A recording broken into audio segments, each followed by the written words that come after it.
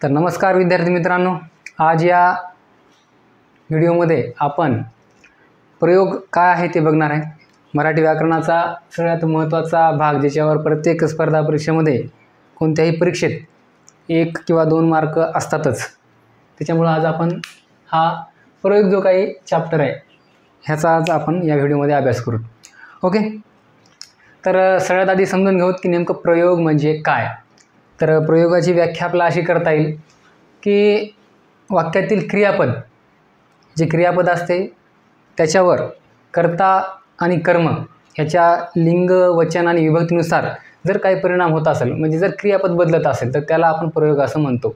तर definition is, क्रियापद हे कर्ता आणि कर्माच्या लिंग, वचन आणि विभक्तीनुसार जर बदलत असेल किंवा नसेल तर त्याला आपण प्रयोग असं म्हणतो। किंवा त्याची दुसरी डेफिनेशन अशी सांगता येईल की वाक्यातील कर्ता, कर्म आणि क्रियापद याच्या परस्पर संबंधाला प्रयोग असे म्हणतात। ओके, म्हणजेच वाक्यातील जो काही कर्ता आहे किंवा कर्म आहे त्याचं लिंग, त्यानंतर वचन आणि विभक्ती, या 3 गोष्टीवर जर, या 3 गोष्टीमुळे जर समजा त्याची क्रियापदाची जी रचना आहे ती बदलत असेल तर त्याला आपण प्रयोग म्हणतो। ओके, म्हणजे लिंग बदललं तरी क्रियापद बदललं तर त्याला प्रयोग असं म्हणतात। त्याच्यानंतर वचन जरी बदललं, वचन बदलल्यामुळे जर क्रियापद बदलत असेल तर त्याला देखील प्रयोग असं म्हणतात। किंवा विभक्ती बदलल्यामुळे जर समजा क्रियापद चेंज होत असेल तर त्याला देखील प्रयोग असे म्हणतात। ओके, किंवा कर्ता, कर्म आणि क्रियापद ह्या वाक्यामध्ये 3 गोष्टी असतात, बरोबर आहे। तर प्रयोगाची दुसरी व्याख्या अशी आहे की वाक्यातील कर्ता, कर्म आणि क्रियापद यांच्या परस्पर संबंधाला प्रयोग असे म्हणतात। ओके, तर ही झाली प्रयोगाची मूळ व्याख्या। आपण परत एकदा रिपीट करू। वाक्यातील क्रियापद कर्ता आणि कर्म ह्याच्या लिंग, वचन आणि विभक्तीनुसार जर बदलत असेल किंवा नसेल तर त्याला आपण प्रयोग असं म्हणतो। ही झाली पहिली डेफिनेशन। दुसरी डेफिनेशन ही आहे की वाक्यातील कर्ता, कर्म आणि क्रियापद ह्याच्या परस्पर संबंधाला प्रयोग असे म्हणतात। ओके, तर ही 2 डेफिनेशन आपल्याला माहीत असल्या पाहिजेत। ह्याच्यानंतर आपण बघू प्रयोगाचे काही प्रकार पडतात, ते प्रकार कोणते आहेत ते आपण या लेक्चरमध्ये पुढे बघणार आहोत।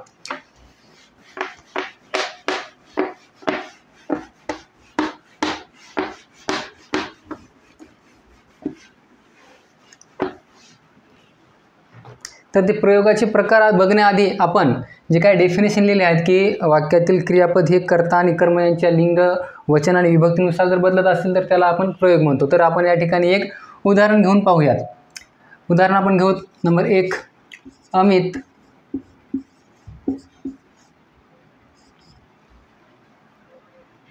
शाळेत जातो, हे एक वाक्य आहे। ओके, आणि आता याच्यामध्ये कर्ता कोणता आहे? अमित आहे। कर्म कोणता आहे? शाळेत, आणि जातो हे क्रियापद आहे, बरोबर आहे। तर प्रयोगावर आपण विचार करण्याआधी आपल्याला जर प्रयोग कोणता आहे, कर्तरी आहे, कर्मणी आहे हे शोधण्याआधी आपल्याला वाक्यातील पहिल्यांदा कर्म शोधायचं असते। वाक्यातील कर्म आणि कर्ता कोण आहे ह्या 2 गोष्टी आपल्याला सगळ्यात आधी आयडेंटिफाय करायच्या असतात, आणि प्रत्येक वाक्यामध्ये कर्ता हा असणारच आहे। तर कर्ता शोधण्यासाठी पुस्तकामध्ये दिलेलं असते की जे काही क्रियापद असते त्याचं पहिलं जे धातू रूप असते त्याला नारा हा प्रत्यय लावल्याच्यानंतर, त्याला प्रश्न विचारल्याच्यानंतर आपल्याला कर्ता हा भेटत असतो। पण ही गोष्ट थोडी अवघड जाते। आता याचं धातुरूप पहिलं कोणतं आहे? जाणे। तर जाणेला आपण नारा हे प्रत्यय लावायचा आहे, म्हणजेच जाणारा कोण हा जेव्हा आपण या वाक्यामध्ये प्रश्न विचारतो तेव्हा त्याचं उत्तर आपल्याला भेटते अमित, म्हणजेच या वाक्यातील कर्ता कोण आहे तर अमित आपल्याला भेटते। पण ही गोष्ट आपल्याला थोडी ध्यानात ठेवायला अवघड जाते, म्हणून कर्ता शोधण्यासाठी आपण असं म्हणू शकतो की जो वाक्यामध्ये क्रिया घडून आणतो, जो वाक्यामध्ये क्रिया घडून आणतो त्याला कर्ता असे म्हणतात। ज्याच्यावर क्रिया घडली जाते त्याला कर्म असे म्हणतात, आणि क्रियापद तर आपल्याला माहीतच आहे। ओके, वाक्यामध्ये जो क्रिया घडून आणतो त्याला कर्ता असे म्हणतात। ही सोपी डेफिनेशन आपण ध्यानात ठेवायची आहे।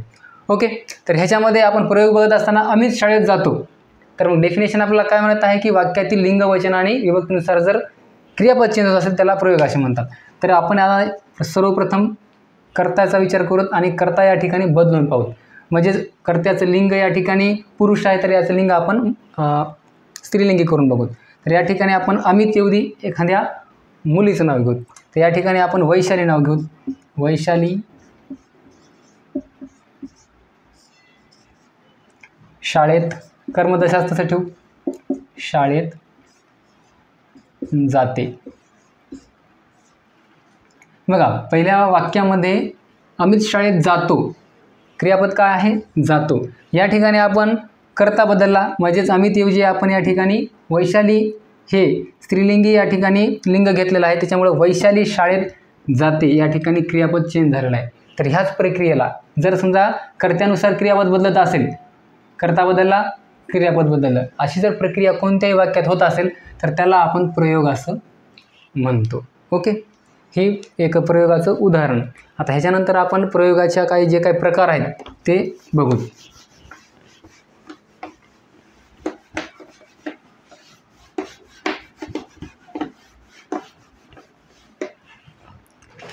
तर प्रयोगाचे प्रमुख 3 प्रकार पडतात.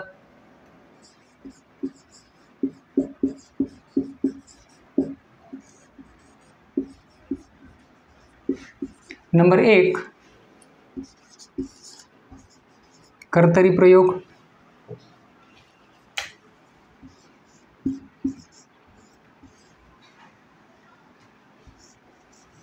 कर्तरी प्रयोग. त्यानंतर नंबर 2 आहे कर्मणी प्रयोग.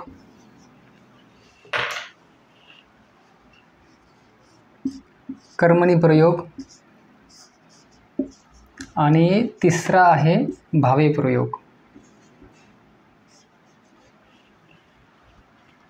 नंबर 3 भावे प्रयोग.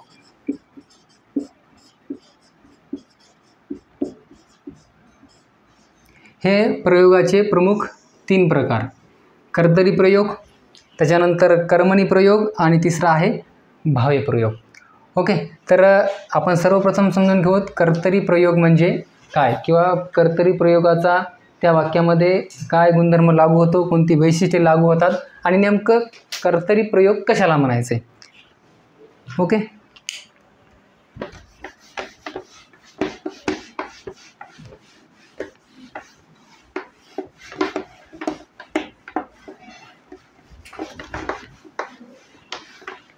तर आपण लगेच नेमकं कर्तरी प्रयोग म्हणजे काय हे समजून घेऊ.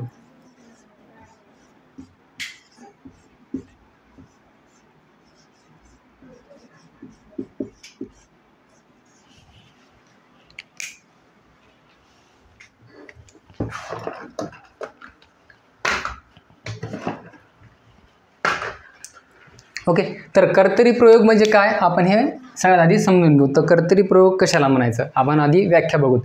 तर कर्तरी प्रयोग म्हणजेच जशी डेफिनेशन प्रयोगाची आहे अगदी तशाच प्रकारची डेफिनेशन कर्तरी प्रयोगाची आहे. तर आपण ती डेफिनेशन काय बघू. बघा, वाक्यामधील क्रियापद हे फक्त कर्त्याच्या लिंग, वचन आणि विभक्तीनुसार जर बदलत असेल तर त्याला कर्तरी प्रयोग असे म्हणतात. बघा, फक्त कर्त्याच्या